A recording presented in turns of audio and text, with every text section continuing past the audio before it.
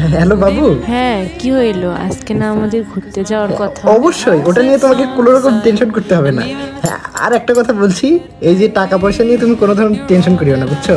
তাই? এত টাকা কোথায় পাইলা? হ্যাঁ, আরে বোঝো না, প্রায় 5টা প্রাইভেটের বেতন এখন আমার পকেটে আছে। কি বলিস? তুই কি ভাবছিস আমি এখন তোকে মারবো রে? কি হলো, তুমি আমাকে মারলা না কেন? হ্যাঁ, আমাকে কি অমন মানুষ ভাবিস? তুমিও কি এগুলা করছিলে নাকি ছোটবেলায়? হ্যাঁ হ্যাঁ, একদম সব। আচ্ছা, তারপর আর কি করছিলা? এগুলো বেতন কত কি নিয়ে ওই টাকা দিয়ে ঘুরতে গেছি কার সাথে, তো এগুলো সম্পর্কে ধারণাই নাই।